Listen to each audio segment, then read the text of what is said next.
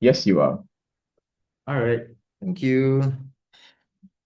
Starting my speech in three, two, one. The drug trade is a societal problem that impacts every level of society, where victims are stuck in a perpetual harm where they are unable to escape, especially at the point of which they are impaired by the socio-economic vulnerability that was forced due to structural oppression, right? A couple of things to clarify before I go into my speech. What does these high crime rate areas generally look like? I think they are most likely in a poor neighborhood, which means four things. One, they don't really have any mobility. They are stuck in a perpetual cycle. There's no way for them to really escape out of the neighborhood. Maybe because schools are not really funded well enough, or like there's no good structure support where people are actively, doing crime, and there's like no support for you trying to pursue education. Second, we feel like the social services are very strained within this area. Maybe it looks like the healthcare system having to deal with people having OD every single day or being stabbed every single day. The police most likely being corrupted or like having to deal with these crimes every single day, which I don't think it's really good. Three is the fact that these people do not have opportunities, and some of them have to resort to selling drugs because of how profitable it is. And number four, people because of the fact that they are poor, people are resort to go for some risky, dodgy drugs that may cause them to have OD, right? And second, then, what does the drug market look like, right? I think three things. First is that it's very highly profitable with a very low barrier, which means you can give a high school kid a gram of, I don't know, cocaine and then ask him to sell it. Simple as that. They don't even need the need know how to sell something, or they don't even, need to have a huge capital, right? These gang members can just push drugs by giving it to these people. And second, it's very risky because these drug market also at the same time are directly includes these dangerous crimes that are meant to protect the drug market. So it looks like intimidation, assault, battery, gang war, and etc. And third, it's also a gateway crime where people start by selling drugs and eventually get into other things. Like for example, Walter White. So what is this debate about then, right? We don't think this debate is about trying to eradicate drug use, trying to reduce drug use, rather about making this community as a whole safer. Our mechanism is very simple. Basically, the government will just supply you with all the drugs that you need. Whatever things that you need, the government will supply it to you. Like, for example, what Canada is doing, where if you want to get weed, you order directly from the government and the government will post it to you. As simple as that, right? Which means to say we can ensure the quality of the drug, the safetiness of it, and to ensure that the people who take our drug do not get OD. Now, the angle, okay, yeah. So, like what I said, the angle of this debate is not to reduce drug use, rather to make this community safer. Before I continue, any POIs? Yeah, Yeah. what about harder drugs that like fentanyl? I think harder drugs like fentanyl, those are the two, also the things that we are going to supply, regardless of what it is, we are going to supply. Because again, here, we believe that regardless if the government is going to supply it or not, these people will have access to it anyways. So at the very least, we can mitigate the harm while at the same time take away the power from these gangs, hence further impair their ability to further commit crime and terror within this neighborhood. Why is it an important trade-off then, even if the government are resorted to supply these hard drugs? The idea of the fact that we can reduce crime. Why is this very important, right? Because I think we need to understand that most criminal organization and gangs are actively funded by these drugs, right? Because these drugs are very highly profitable, which means to say three things. Because of this fact, gang wars and the fragmentation of communities happen. Understand these problems usually happen within a very marginalized communities where instead of fighting each other, they need to unite and fight against, or like actually try to empower each other, right? But because of gang wars existing, communities then are forced to fragmentize and also be on one side or the other. There will be a turf wars and etc., where communities cannot actively work with each other and only cause it to be further fragmentized, right? Second, these businesses also lead to a lot of crimes that happen because of it, or in the gist of protecting it. Like for example, killing snitches, assault and battery other people, intimidating other people to not telling the cops if they see what's happening, right?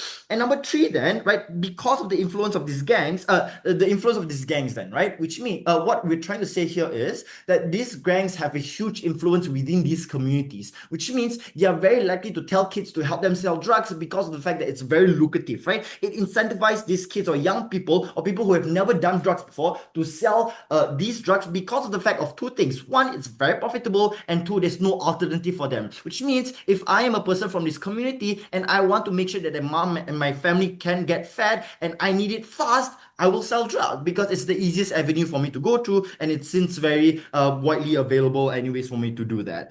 Now, the impact then is simple, which is that at a point at which we allow the nationalization of drug trade, we can directly impair the financial ability of these gangsters, which means to say they have lesser capacity to further commit crimes, nor then do they have incentive to commit it in the first place because there's no drug trade for them to protect, there's no area or like turf to protect, right? Which means the impact here is simple. Two things. One, we can further reduce crime within these areas because these gangs are further impaired, and two is that we can keep this community safer from these gangs. Now, second point of argument then, right, which is the harmful contents within this black market drug. Understand that the black market, we do not know what are in the drugs of this black market. There's no form of regulation, which means three things. You risk of cross-contamination. Second, you don't know what chemicals are in it. And third, there's a high risk of you getting improper dosage and then just, OD before 6 any POIs.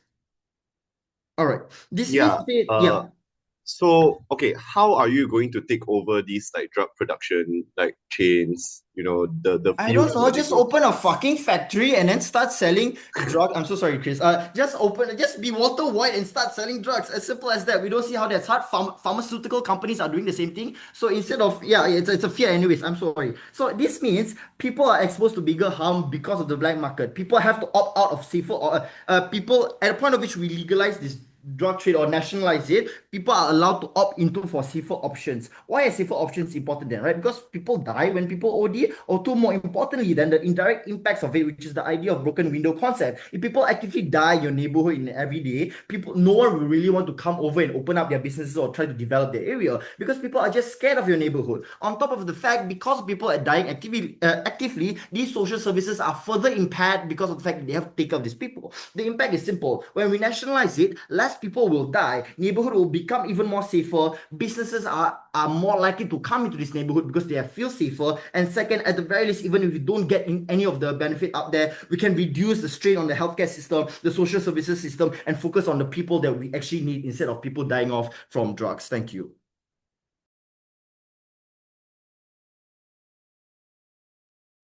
Thank you very much, Prime Minister, for that speech. We now invite the Leader of Opposition. Hi, sorry, I prefer my POIs in chat.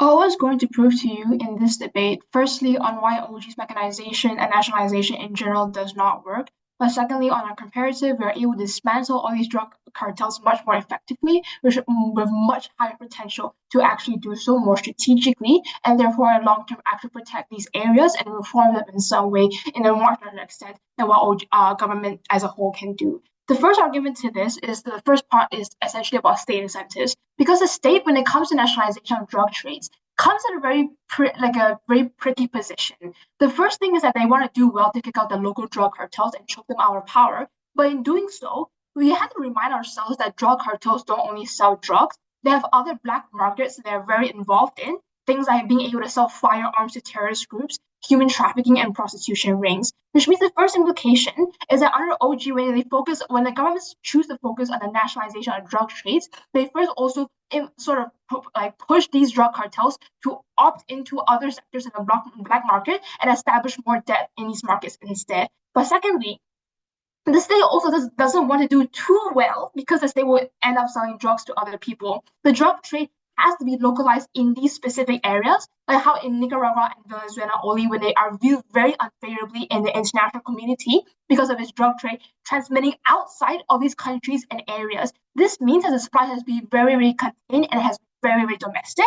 But if the supply is domestic, the most potent types of drugs for local citizens are also going to be unleashed, which means that, what OG concedes to and takes a hard line and saying that we're also going to sell hard drugs instead. And the regulation is, and they're just preempting, and I mean, they're just talking about, we're going to have regulations in spaces to prevent more deaths through cross-contamination, etc. But firstly, and they have to really map out as to why selling soft drugs and maybe are going to make the state competitive compared to, let's say, drug cartels selling hard drugs. I don't think the state has an incentive to also want to opt into selling hard drugs in the first place. But secondly, if OG is opting to sell hard drugs as well, you turn more countries from engaging in relations with you. You also turn away from your ability to be able to take down these drug cartels more effectively in the first place, which leads me to the second section of my argument, the comparative on opposition. The comparative is very simple. If government has the capacity and the resources and capital to be invested in this nationalization of drug trade in the first place, we argue that these resources should be diverted towards anti-drug campaigns in local areas. If government has fiat, opposition has wealth. So, for example, the state funding towards having undercover agents to infiltrate these drug cartels and obtain information to form more potent strategies to take these kingpins down and employ the military, for example, like drug trades that cross the seas or mountains in these areas, etc. This is exclusive because under government, this stance becomes extremely diluted if they ever want to turn to this in the first place or in the future, because now the state says, some drugs are actually fine. Or even if hard drugs are actually fine, which means that this means entirely our OG, the capacity to be able to do this in the future is diluted in a large extent. PR is in chat. In the worst case, people who are poor and live in high crime areas of rates of high crime are coerced into taking drugs, but under government, you cause more people to turn to drugs and consume them, and you localize it in a very specific area.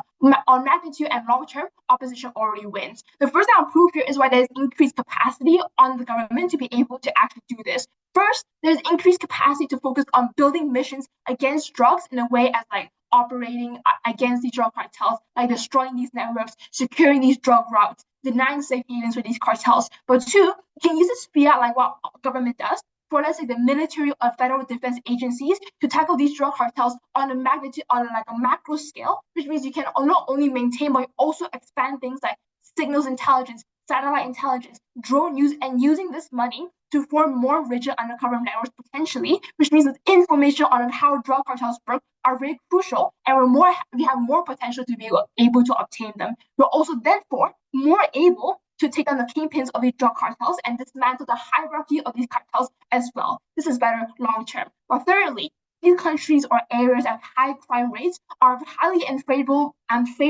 in the eyes of the international community. How Trump is very highly unfavorable towards Venezuela because the U.S. claim drug cartels in Venezuela are shipping dangerous fentanyl to people in the U.S., which is causing more unnecessary deaths, which means the governments in these areas have more pressure to use its budget and capital effectively to beat out these drug cartels in some way. So again, the government has feared opposition as well. Firstly, we're going to invest more on these undercover agents and undercover special professionals networks to be able to infiltrate these drug cartels and be able to have more potential in taking them down. But secondly, we're also going to divert more resources towards the military, for instance, to be able to intercept on a macro level the drug routes that are being shipped off with these drug cartels towards other countries or other areas within the country itself. But third, the other thing is that opposition actually deals with the drug cartels much more effectively than government.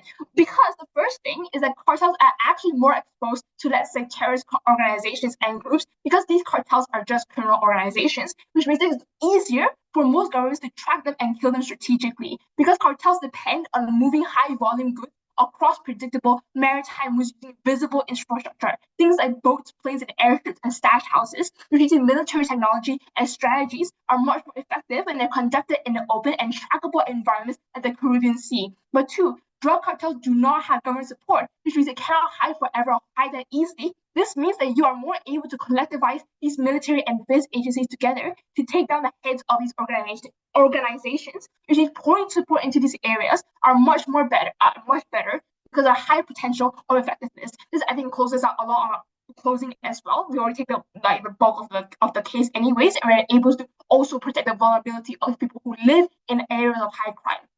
But thirdly and lastly, you also maintain a lot of credibility in tackling these drug cartels I think governments that choose to take drugs seriously in the eyes of the international community, like Venezuela, if Venezuela ever does, for example, have also and have much higher potential to collaborate with countries who also want to be part of this.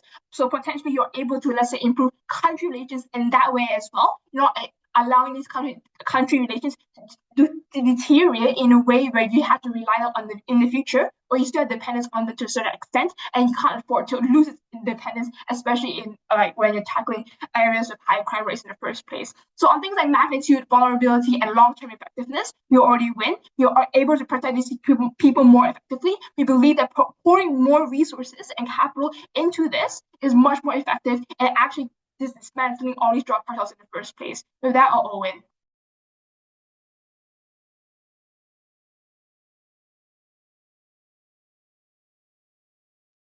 Thank you very much, Speaker, for that speech. We now welcome the Deputy Prime Minister. Am I audible? Yes, you are. All right. I'll start my speech in 3, 2, 1. Let me just rebut and take down the entire OO case first, because I think it's insane for them to bring this into a quarterfinals. Okay, two things they mentioned, right? So the main crux of Kaitlin's idea is that they want to take down black markets and cartels. Let me tell you why that's not possible and feasible, and there's no incentives for governments to do that in the first place in status quo, right? One, they talked about spreading awareness, campaigning, protesting against cartel. Come on, guys. If cartels are that easy to take down, it would have been taken down already. You can't just spread awareness and somehow take down cartels. There's a significant logical gap here just by saying, oh, because I spread awareness to people, somehow cartels are just gone. Right. That's just insane, because in status quo, I think there's more than enough advocacy and more than enough like government intervention against cartels, and cartels are still there, right? Even if there's awareness, I think most people know that cartels are bad in status quo, right? I don't think I need to explain that. Intuition pop. So second thing, right? They talked about something even more crazier, which is having military to attack on cartel. This is where I'll give you the comparative and distinction as to why OG's case is just far better than op. Simple, right? What we are telling you is that we are gonna nationalize the drug industry, right? Therefore, two things will happen. You have to understand, right? On our case, sure, there might be an initial pump of resources into developing things like factories and labs to innovate all these drugs and make the process streamlined for the people. But I'll engage on that, why that's good in the first place anyways later. But secondly, you have to understand, once the industry is set up, people will constantly buy drugs from this nationalized industry, meaning that there will be a constant tax fund coming from the drug industry itself, right? Therefore, basically, the crux of our case is funded through the drugs itself, right? So we are not getting extra taxpayer money from other people. This is where OO case comes in and shows that it's just very flawed, right? Because OO tells us that, oh, we'll do military attacks on these cartels, right? Guys, simple question. Where does the funding for military come from? It comes from taxpayer money. And in op case, there's no other way for them to increase their taxpayer money. At least in the OG house, we tell you that even if there's an initial pump of resource, that there is still a follow-up. It is still followed up by taxpayer money coming into the drug industry, right? But on op case, you're using the pre-existing and the non-incremental taxpayer money that is currently from normal civilians to use it on military attacks on cartels. And I'll tell you why too that's not likely to succeed anyways, right? One, do you know how expensive military attacks are? Yes, even if it's one single military drone or one single military missile, it costs hundreds of thousands and even up to millions, right? So it is just not feasible for countries to put so much resources into all these kind of things. Yes, I want to listen from Chris. I want to see his, Chris.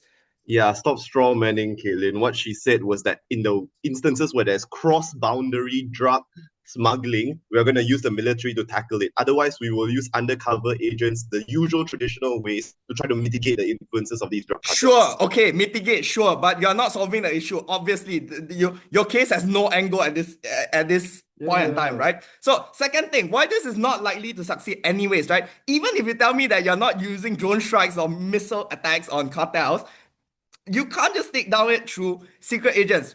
Okay, one, why do you need secret agents in the first place, right? Because All these cartels are deeply integrated into local minority communities, things like slums, things like all the poverty-prone areas, rural areas, right? They're integrated into those community itself, right? So it's a very complex network of people working in there. So two things. Why you need secret agents in the first place? Because it's very complicated. You have to figure out who are the drug cartel members, who are not, right? Or secondly, more importantly, which is the impact on the community itself. Once you start trying to take down these cartels, what happens is a very high likelihood of crossfire and things like you will accidentally capture an innocent civilian and say that they are cartel member, right? So both things are not the outcomes we want. We do not want crossfire of civilians. We do not want civilians accidentally being caught as drug cartel members anyways, right? That's why we give you the logical reasoning as to why the integration within these communities is a very big thing and you can't solve it externally. You have to solve it internally, which is what we are talking about. We dismantle the drug cartels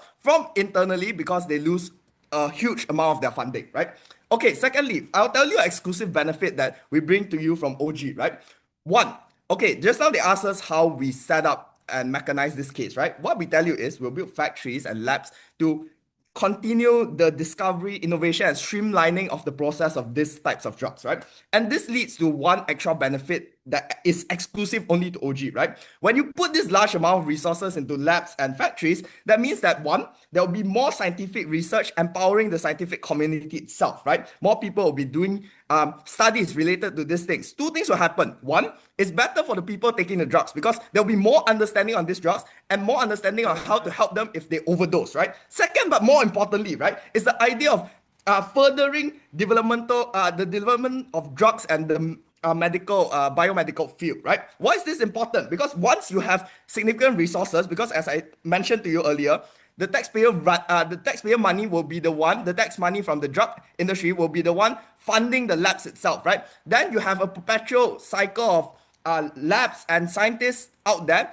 to help you research about drugs. And why is this beneficial? Because most of the time we understand that these drugs are chemicals and they're similar to a lot of the medicinal drugs that we use. And some drugs are even medicinal in certain instances for like morphine or weed or things like that, right? So we can see that by pushing for further scientific development of all these drugs, this means that this would give us more breakthroughs in medical discoveries in the future as well, right? So two things. One, we learn how to better help people that are on drugs. And two, we innovate more and better drugs for medical users, just normal medical users, right? Things like morphine, okay, for example, right?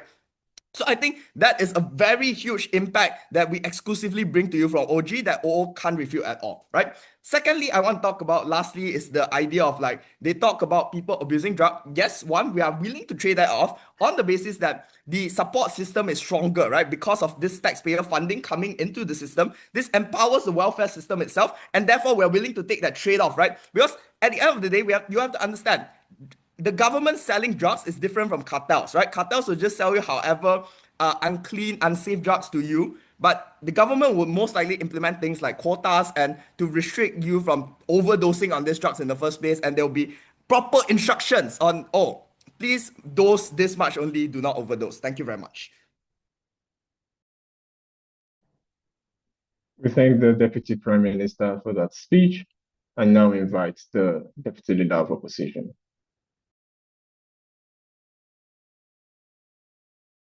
Wait, sorry, could we hold on because CO needs to use the toilet. He a bit, yeah.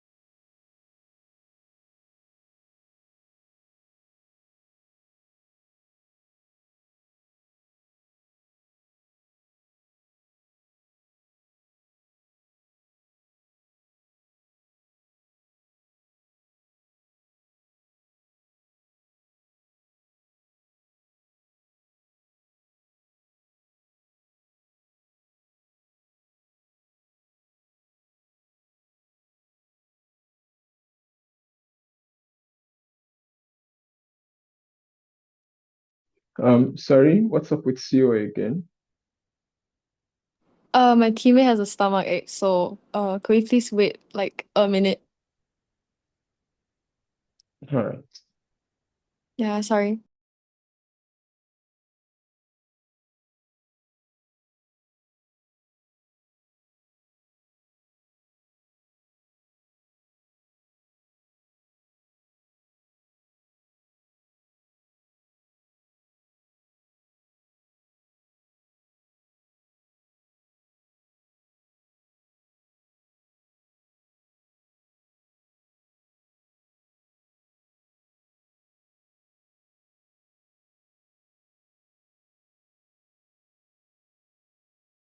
Yeah, okay, he's back.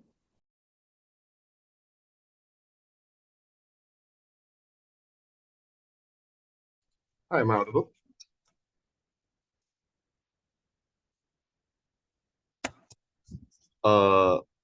Can I be heard? Yes, you're audible. All right, wonderful.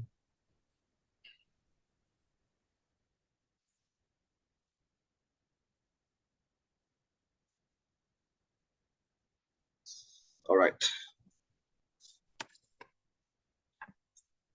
Okay.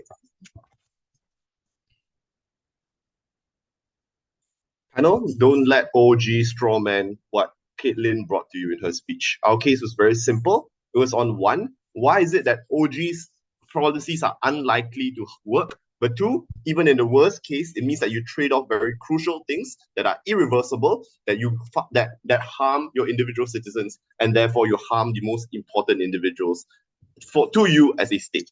I want to first rebuild. Kaitlin did not say that we are going to be able to take down all of cartels. She said that one, a realistic government case requires military intervention in order to seize the plantations and the productions of drugs. This is why government smacks fails. How do you make inroads into these places where these drug cartels already have a chokehold on the civilians per their own analysis? You don't have the dealers, you don't have the supply lines, you don't even have a lot of the normal amenities that these places say per their own analysis. So how is it that you're going to be able to supply drugs at an affordable rate towards these individuals on the ground and therefore successfully choke off the business of the drug cartels? But secondly, Kaitlin also explains that there are a lot of illicit markets that exist out there, right? There's an illicit market for gold, there's an illicit market for firearms. These are there's like other illegal businesses such as human smuggling and prostitution. These are other sources of revenue that criminal cartels can still resort to, and therefore government doesn't necessarily succeed at stamping them out. At best, what they do is lessen them somewhat, but this doesn't mean that they're going to become less dangerous. If anything, I would argue that they become more dangerous because of the fact that now, one, because of the fact that these criminal cartels usually fill in the gaps of state amenities of the places that they inhabit. They have their own arbitrary rules, but they also provide for local communities that subscribe to their own protection, right? This is to cement an us versus them narrative because a lot of these kind of cartels are very geographically based. That is to say, if you come from a certain town, then your town is likely to be affiliated with a drug cartel, right? So and also, this is to prevent any further insurrection amongst themselves, right? Because of the fact that this is their way of gaining revenue. They have to ensure that these towns still follow them, and instead, if they have a lot of people who are like very dissatisfied against them, it's easier for rival gang cartels to find an inroad and like have to plant like a rat amongst them that's going to take away their money or is going to like divert a lot of their important operations.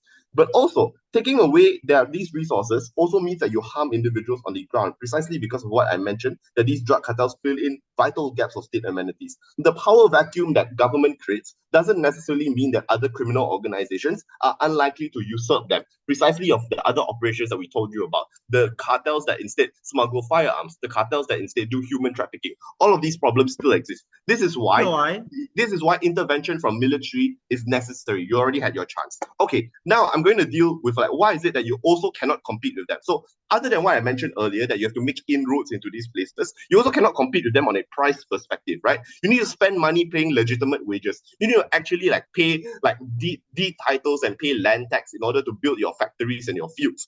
Rebuilding, like all of these things take money and time, right? These criminal cartels are criminal. They do extremely unfair things. They sabotage their rivals' fields. They steal like payloads from their from rival cartels whenever they can, right? So it's unlikely that you're going to be able to compete on a price perspective, and individuals on the ground are likely to revert to the producer that gives them the biggest high for the lowest amount of price, which is also why they do extremely unethical things, right? Like making it so that like they give you very potent drugs that might be extremely harmful towards their health. But this is precisely what the individuals on the ground are looking for. And this is also things that the government cannot do, precisely because there are regulations that exist. So this is why governments trade off on trying to say that, oh, we are going to be able to beat the drug cartels at what they do. You cannot mud wrestle a pig.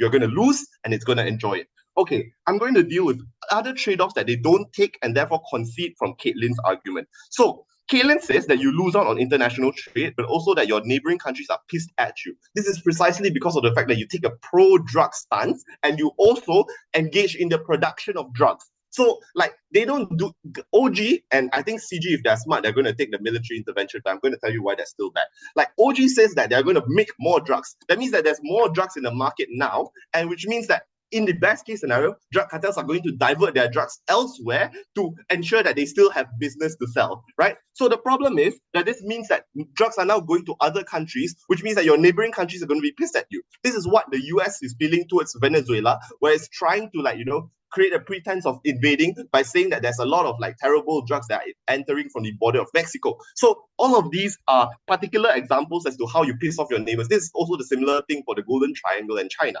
right? But also, secondly, you literally give this to your own citizens. That means people who believe in the authority of the state, people who rely on the state's ability to discern what is good and bad for them. This means that you are going to fuck them over, and like this betrays the duty of the state in order to protect the vulnerable, because these are individuals who do not have the information and therefore rely on the state. This is like a doctor telling you that it's okay for you to take drugs, and you believe him because he's a doctor and he's supposed to have the best interest for you. But thirdly, even if you do believe in their benefits, it's extremely speculative, right? Like they say that, oh, we will be able to build factories, we will be able to make these productions, and in the future, we will be able to get all of these like shiny benefits. Like, how long is this going to be, right? In the meantime, you're not spending resources on all of the things that Kaitlin told you, right? Operations into trying to subvert the operations of these gangs, like undercover agents, like trying to find ways to mitigate their power into like toppling them in the first place. All of these are things that exist, harms that exist on the side of government, that they just hand wave away for the speculative benefits that they don't even properly claim. Okay, now dealing with other issues, right? So, like, I want to point out that the government's principal obligation, as what I've explained just now, was to protect the vulnerable and not to endanger them. This is because a lot of the like drugs is not necessarily harmful because they have like more dangerous additives, but they themselves are a potential harm, right? Fentanyl has a high likelihood of like overdose. OG concedes that they're going to sell fentanyl. So like there's very little mitigation that you can do, even if you do provide these safe spaces. But even if you do provide these safe spaces, they require a lot of investment. It's unlikely for these investments to reach these sort of the poorest areas where there's also high crime. Secondly, you're also likely to face some form of a religious backlash. In most countries, the idea of legalizing drugs, even in countries where it's extremely liberal, like it's still something that conservatives hold against, and individuals on the ground are somewhat uneasy with. Look at what is happening with Thailand, trying to backpedal on legalizing weed, right? But also on government, if they try to argue that they are going to get the army to intervene, this is going to be bad for obvious reasons, because the army cannot do things like actually surgically target these cartels. They have never been prouder to oppose.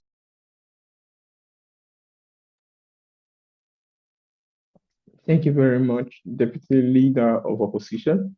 We now move to the closing half of today's debate. Member of Government.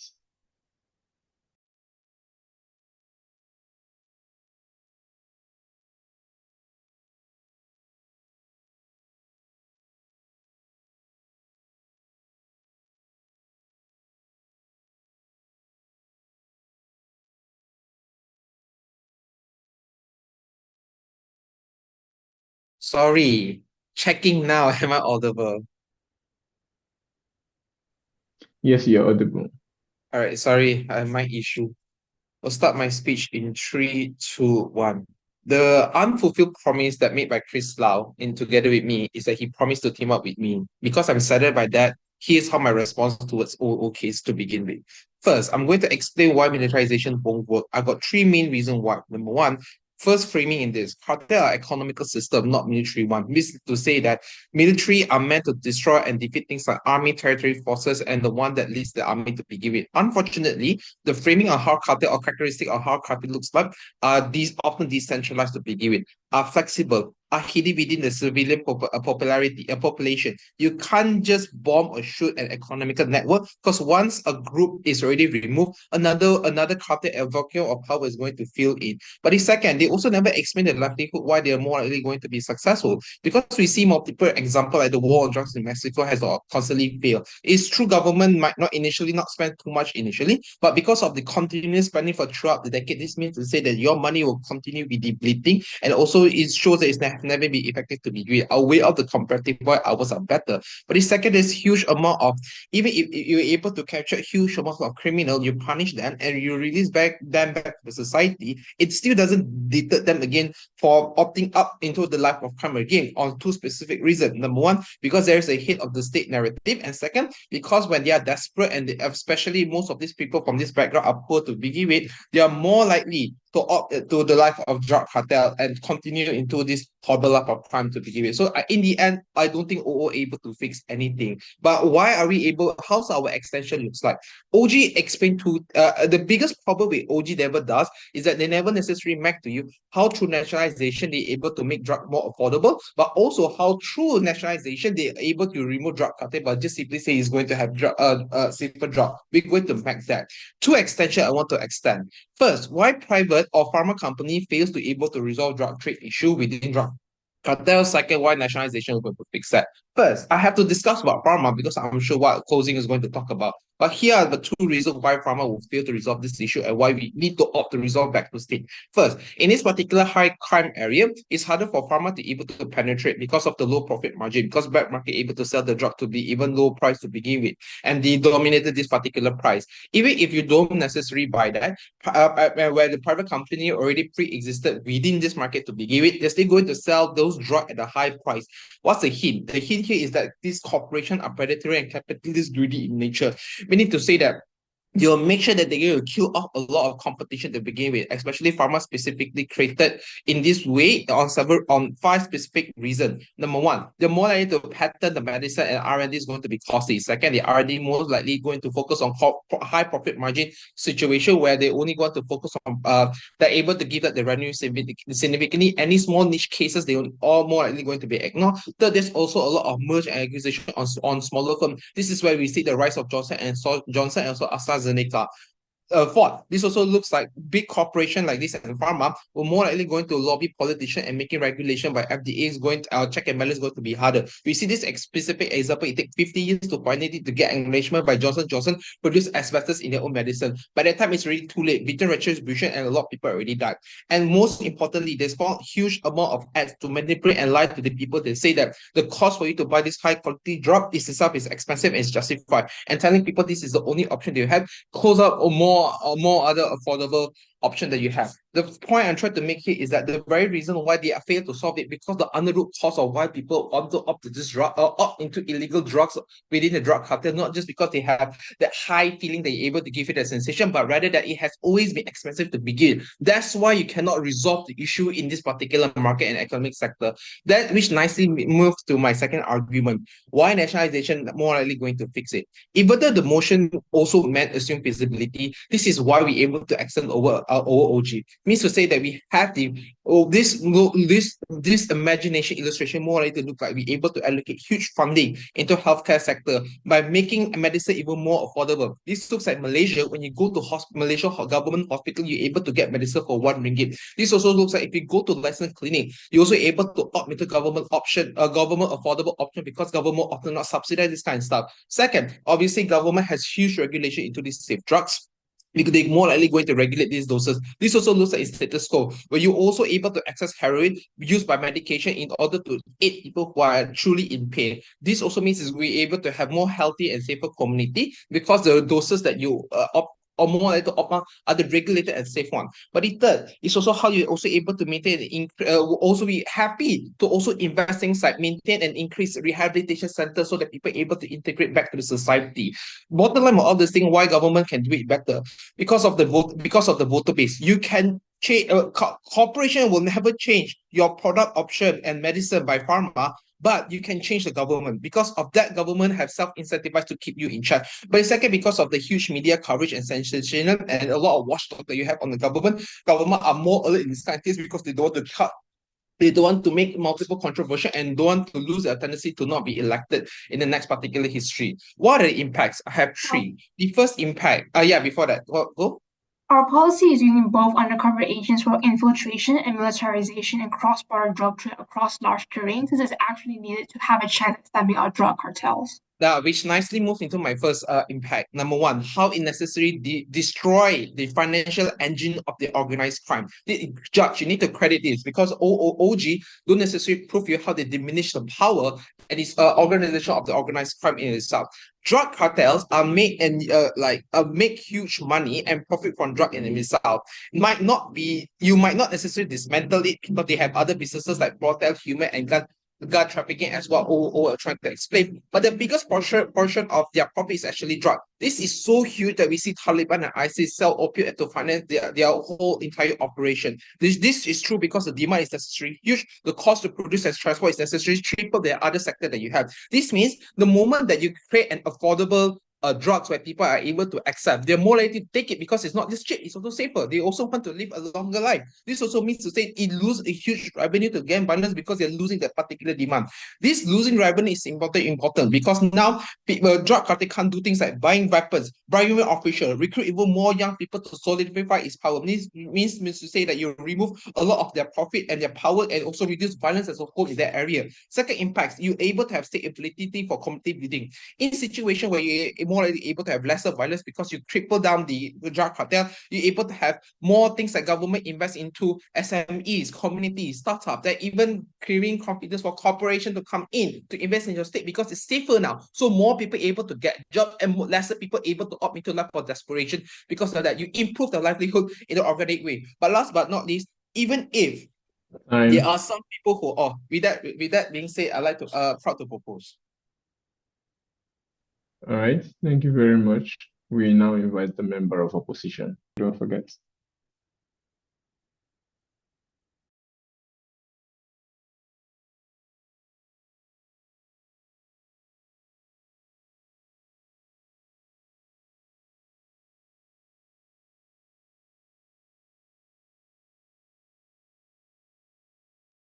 That's beyond the second. You can please begin your speech.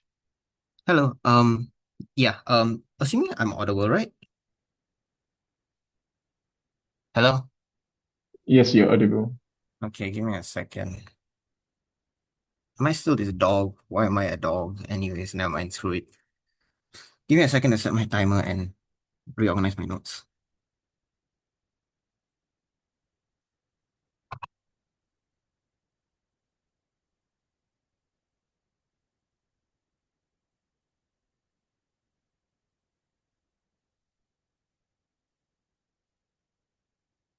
Okay.